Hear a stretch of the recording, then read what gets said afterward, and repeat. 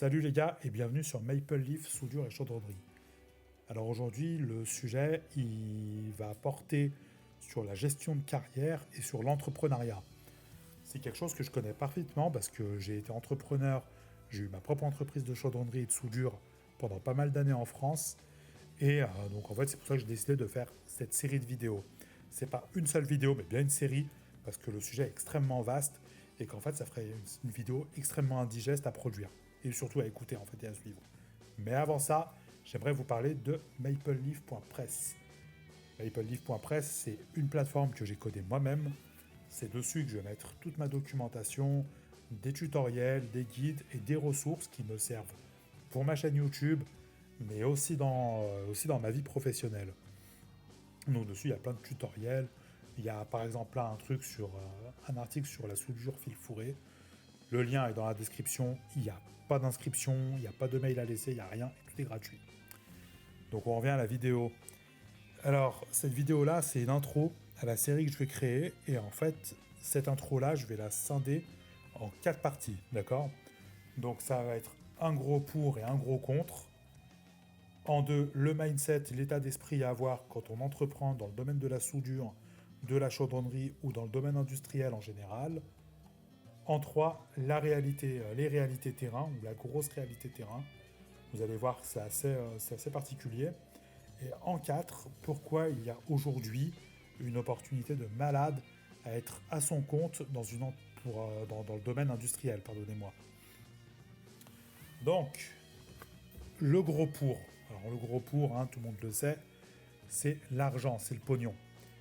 Il faut comprendre que par exemple, moi à titre personnel, j'arrivais à gagner par mois en super net, j'arrivais à me faire entre 4005 et 5000 euros super net par mois.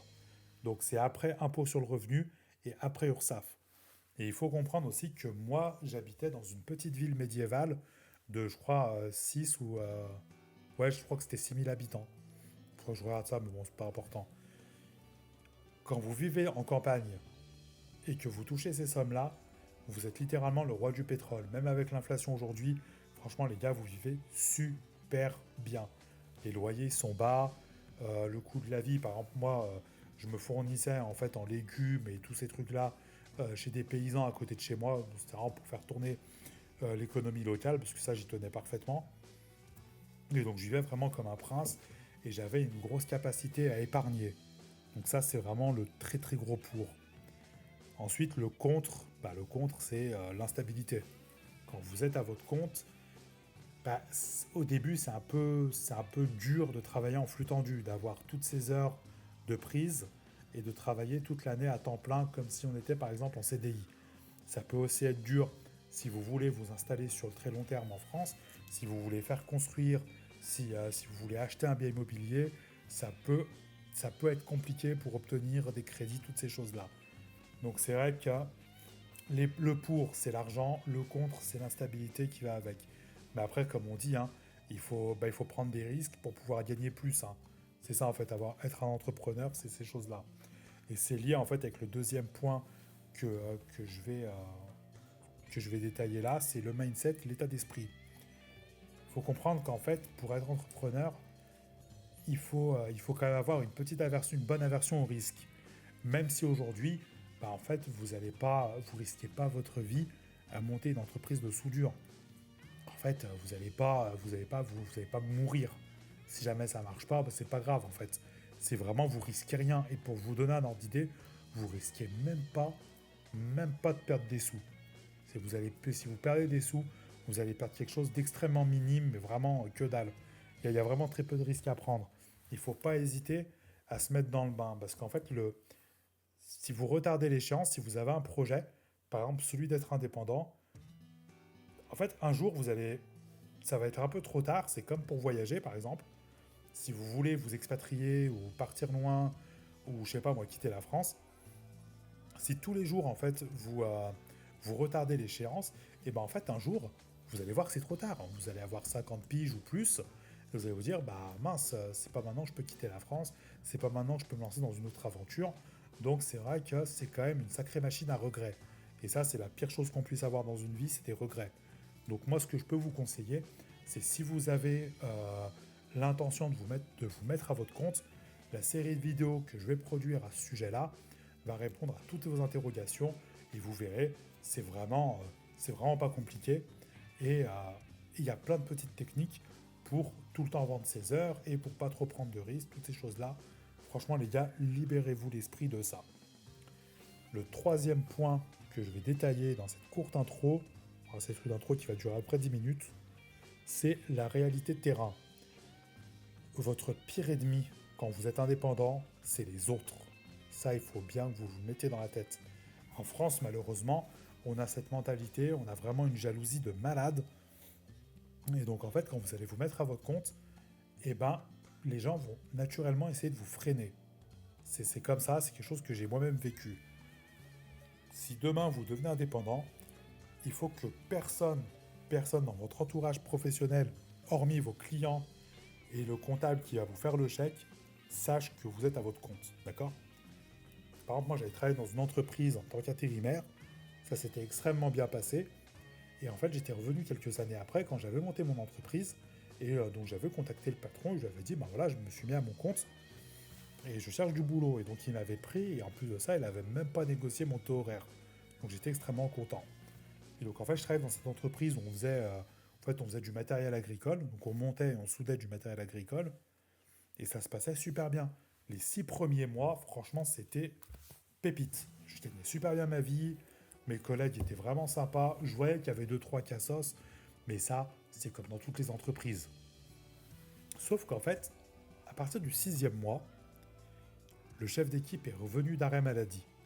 Et lui, en fait, c'était vraiment le stéréotype. C'était le mec à la CGT, c'était un énorme branleur, c'était un type qui avait vraiment beaucoup de talent. Il était vraiment doué manuellement, mais c'était un gars, en fait, il avait toujours mal au dos, mal à ci, mal à ça. Donc, en fait, il faisait jamais le quota de pièces qu'il fallait faire. C'était tout le temps le type qui... En fait, c'était un gros tir au flanc, c'était vraiment une merde. Il faut dire la vérité, il faut dire les mots.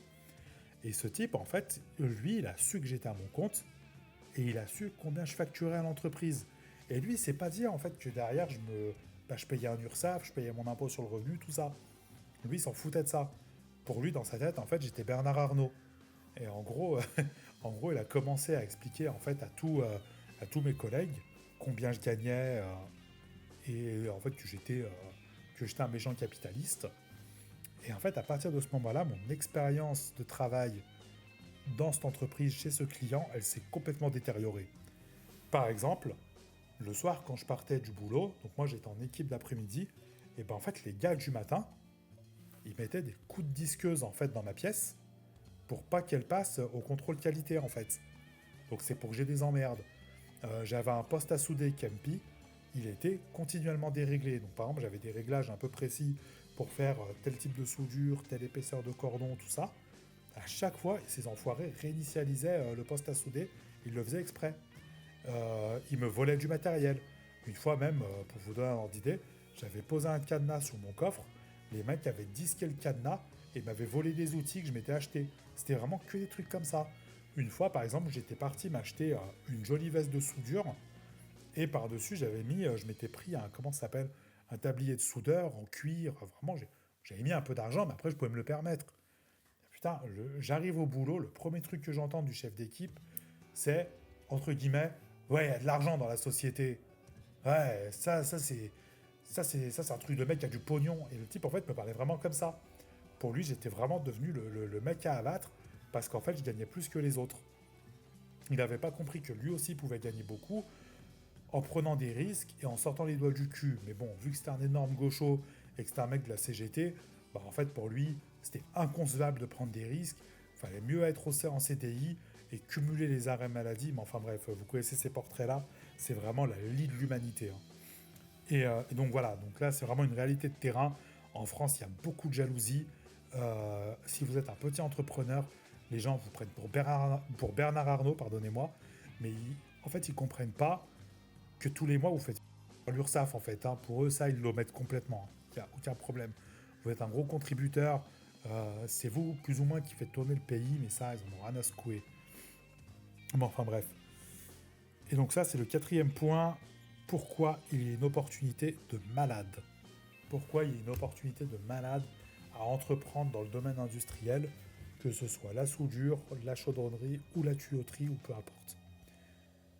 Alors en fait là récemment, bon bah, tout le monde le savait mais là c'est vraiment acté, l'Occident a fait une erreur monumentale à se désindustrialiser, pardonnez-moi.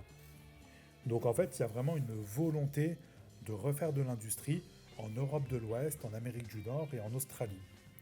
Par exemple, le cas australien, moi, m'intéresse vraiment beaucoup, même si aujourd'hui je suis au Canada, parce que là, je ne sais pas si vous avez appris, mais il y a eu un deal, en fait, je crois que c'était en novembre 2025, il y a eu un deal entre Trump, l'administration Trump et le pouvoir politique australien, où en fait ils veulent injecter des milliards de dollars pour créer des mines dans le pays, pour exploiter des terres rares.